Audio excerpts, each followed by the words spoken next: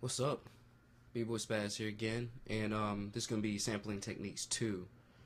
Pretty much same thing as before. I'm gonna go and recreate a beat I already did. This time just using a different technique. So, just to get it started off, open up live. Like I said before, these tutorials aren't really that detailed. They're more for someone who's actually used live just a little bit. But I'm gonna start doing some more where I'm actually gonna sit down and talk about, what does this little button do here and little things like that. So alright, so this time, instead of using the arrangement view, which we got to from over here again, these are two different views. There's your arrangement like we used last time on the first tutorial, but this time I'm gonna use the tracks view, or what I like to call the live view. Pretty much this view, you can trigger any of these little buttons with any MIDI event. So as you see here, I got my MIDI keyboard. I could put every single one of these little buttons to one key, and then whenever I pressed it, it would just go off whenever I wanted to. So in that instance, pretty much I can chop it up like on an MPC or something and play it out. And I'm going to show you kind of how I go about doing that. I can't remember the sample I was going to use.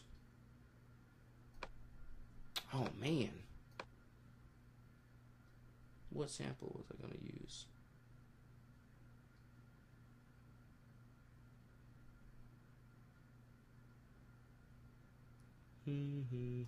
Here we go.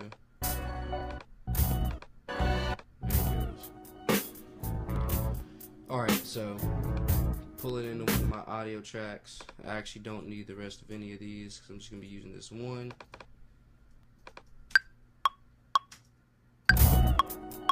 All off tempo. We can see it here. Also, it's halftime yet again. Not all samples are going to end up halftime. It really just depends on how slow the actual song was.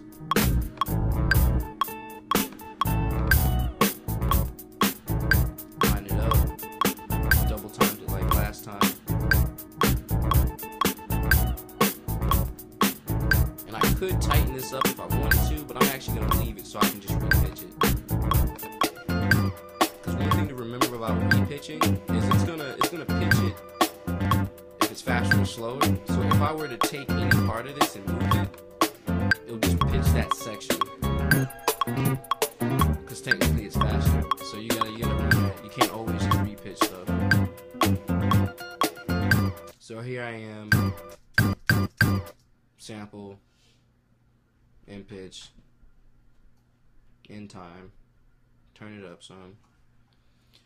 Now what you basically do to chop it up is you gotta get the sample in different chops on every little track. So what I usually do is take a section.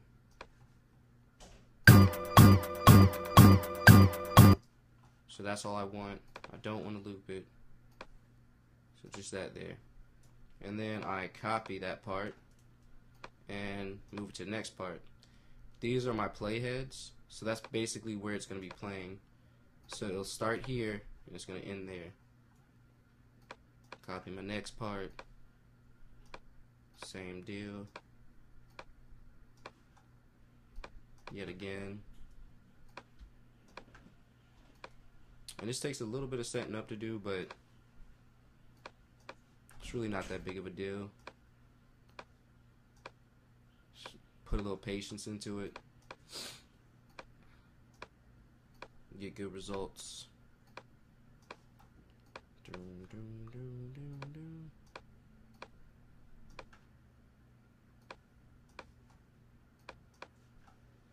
Alright, so now we have all my different parts chopped up. But the one thing we don't have is all of these tracks set to my keyboard here. So what you actually have to do is go up to the MIDI button up here in the top. Click on that. And this is where you can actually set what notes are going to be triggering whatever. So you click on what you want, then you set it to something.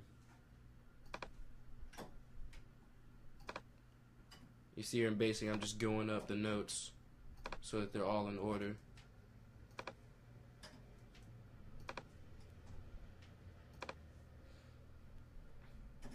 So there we go. I got those all MIDI mapped out. Shows your mappings here on the side, what note is playing what thing, and blah de blah de blah. So turn my MIDI mapping off, and now I can trigger that way. And one thing I don't like, you see how I'm pressing it and it's a delay? That's because Ableton will actually quantize when your loops will start, which is actually really nice if you're looking to like perform. But right now I actually just want to play it freely. So right here I want to take off this universal quantize, put on none. So now I can play it as fast or as slow as I want to. So as we see here, we have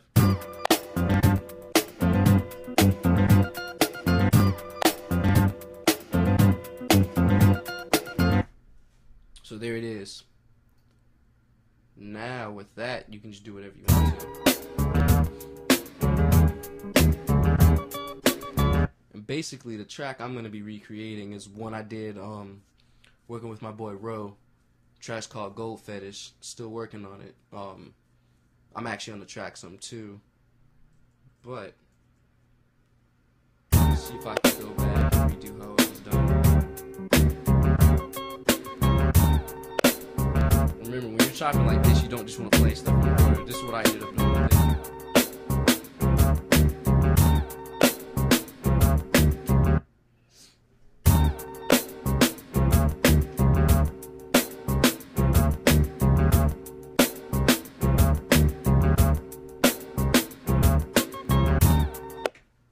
And you see there, changes a little bit, ends off. Now if I was sitting down and I was ready to put this on a track, what I would do then is actually back it all up, hit record, turn on my metronome, and now I can just play it and it'll actually record it.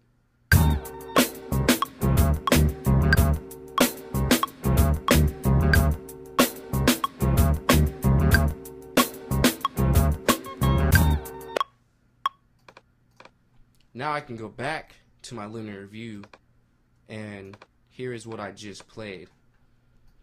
Now the one downside to doing it how I did is this stuff is not quantized now. So I like to be tedious. I'll actually just come in and move things around so that they're actually starting on the front of each beat, because you know I'm human, so there's no way it's perfect.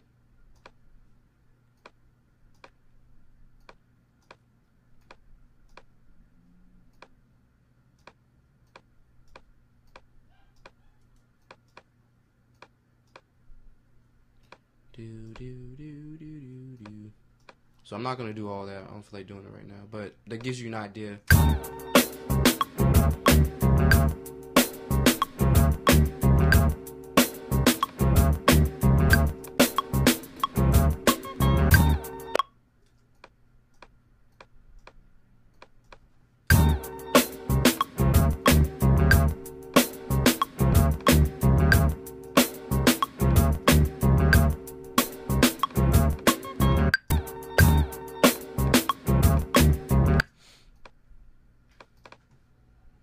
So that's how I like to chop things in this view.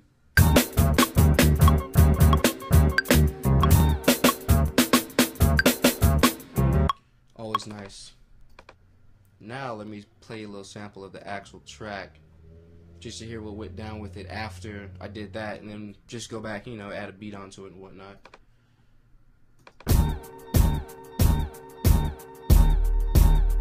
Yo, she saw the clothes, the shoes, it's new, was plush. I kept a poker face like I got a royal flush. The whip, the crib, she wish she can touch.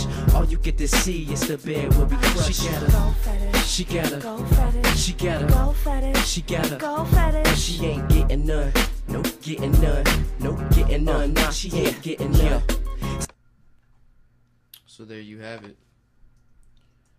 So, yet again, if there's anything you want to see, any questions, hit me up. But keep on making beats, and Ableton is truth. All right, peace.